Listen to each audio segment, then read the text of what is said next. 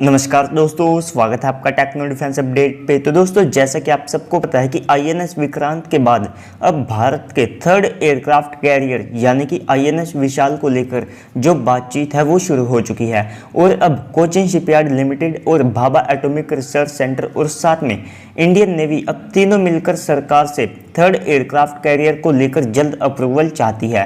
और ये 65,000 टन का होगा या फिर 45,000 टन का, ये कहना अभी मुश्किल है, क्योंकि दोस्तों जो कोचिन शिपयार्ड है वो दोनों को बनाने के लिए यहाँ पर रेडी है, चाहे उसमें आईएनएस विशाल हो या फिर आईएनएस विक्रांत का जो है सिस्टर क्लास एयरक्राफ्ट कैरियर हो। लेकिन इस सब के बाद आप सबको पता है कि भारत को चाइना की तरफ से काफ़ी ज़्यादा बड़ा चैलेंज आने वाले समय में जो है देखने को मिलेगा, क्योंकि आप सबको पता है कि चीन न्यूक्लियर पावर्ड एयरक्राफ्ट कैरियर्स को 2023 तक ऑपरेट करेगा और साथ में उनके पास सुपर कैरियर जो है वे मौजूद होंगे।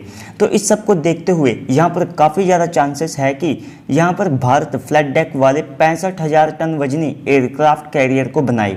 लेकिन दोस्तों, अब जो भाभा एटॉमिक रिसर्च सेंटर है उनका कहना है कि अब भारत एक न्यूक्लियर पावर्ड एयरक्राफ्ट कैरियर बनाने में सक्षम है। तो इस सब के दौरान भारत को क्या क्या जो चैलेंज है वे फेस करने पड़ सकते हैं एक न्यूक्लियर पावर्ड एयरक्राफ्ट कैरियर को बनाने के लिए। तो दोस्तों, सबसे पहले हम यहाँ पर बात कर लेते हैं न्यूक्लियर रिएक्टर को लेकर। तो देखिए दोस्तों, भारत आईएनएस अरिहंत क्लास की जो सबमरीन है उसमें 83 मेगावाट का एक न्यूक्लियर रिएक्टर यूज़ करता है, जिसे भारत ने खुद ही बनाया है। और ये भारत के लिए एक बड़ा माइलस्टोन था। और साथ में आप सबको ये भी पता है कि आईएनएस अरिहंत कितनी ज़्यादा भारत के लिए जो है लकी सबमरीन रही है। और ये 83 मेगावाट का जो न्यूक्लियर रिएक्टर है ये भारत में खुद बना होने के साथ ये 6,000 टन वजनी अरिहंत क्लास की जो सबमरीन है उसको भी जो है सप्लाई देता है। तो इसी के साथ यहाँ पर भारत S5 क्लास सबमरीन के लिए भी यहाँ पर एक न्यूक्लियर रिएक्टर को बनाएगा, जो कि लगभग 190 मेगावाट तक का हो सकता है। तो यहाँ पर कुछ साल पहले जो न्यूक्लियर पावर्ड एयरक्राफ्ट कैरियर है उसको बनाने का जो प्लान है वो इसलिए ड्रॉप किया गया था क्योंकि अगर हम उस समय एक न्यूक्लियर रिएक्टर को बनाने बैठते तो लगभग भारत को 10 से 15 साल जो है वो लगते। तो अब दोबारा से यहाँ पर भाभा एटॉमिक रिसर्च सेंटर ने यहाँ पर एक न्यूक्लियर रिएक्टर को बनाने का दावा किया है और अब वे आईएनएस विशाल के लिए पावरफुल रिएक्टर को बनाने में सक्षम है।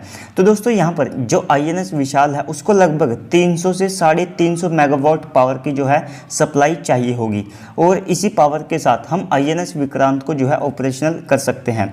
तो दोस्तों, जिसमें हम 190 मेगावाट के या फिर उनसे डाउनग्रेडेड वेरिएंट यानी कि 150 मेगावाट के जो न्यूक्लियर रिएक्टर है उसका हम यहाँ पर इस्तेमाल कर सकते हैं। और भारत अब 83 मेगावाट से 190 मेगावाट का जो न्यूक्लियर रिएक्टर है उसको भी बहुत जल्द बनाएगा, क्योंकि दोस्तों जो S5 क्लास की सबमरीन है हो सकता है कि 2022 या 23 से उनका जो कंस्ट्रक्शन है वो शुरू कर दिया जाए। तो ऐसे में उनमें भी भारत को लगभग 190 या 180 मेगावाट के जो न्यूक्लियर रिएक्टर है उनकी आवश्यकता पड़ेगी। और साथ में जो S5 क्लास की सबमरीन है वे 13,000 टन वजनी होंगी, यानी कि वे काफ़ी ज़्यादा यहाँ पर भारी होने वाली है। तो इसी के साथ उन्हें एक पावरफुल न्यूक्लियर रिएक्टर की जो आवश्यकता है वो आने वाले समय में पड़ेगी।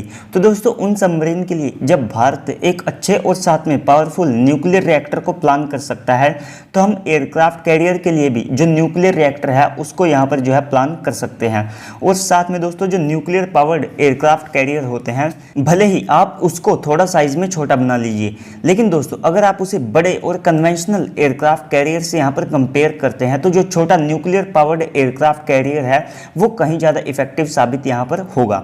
तो दोस्तों, इसके बाद यहाँ पर भारत के लिए जो सबसे बड़ा चैलेंज है वो है बजट।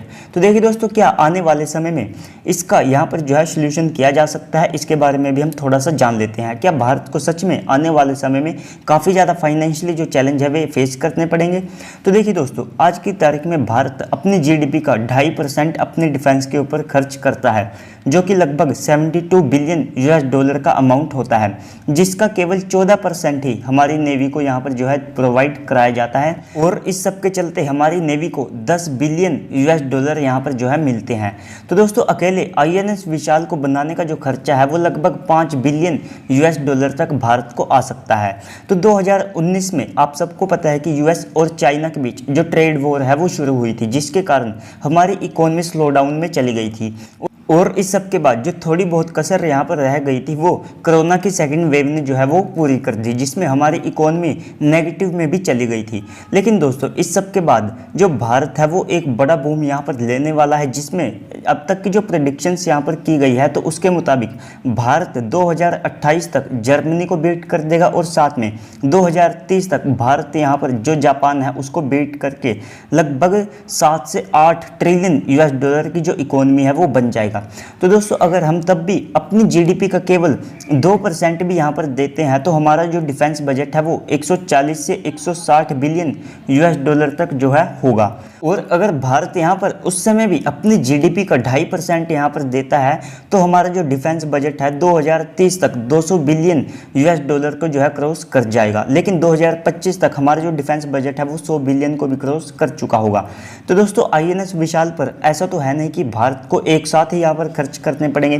भारत को सालाना कुछ मिलियंस ऑफ डॉलर यहाँ पर खर्च करने पड़ेंगे, जिसमें से हम हर साल यहाँ पर 500 से 700 बिलियन, माफ़ कीजिएगा 500 से 700 मिलियन यूएस डॉलर जो है वो यहाँ पर खर्च कर सकते हैं। तो दोस्तों हो सकता है कि फ्यूचर में जो बजट है वो भारत के नेवी के लिए इतना ज़्यादा बड़ा इशू ना बने।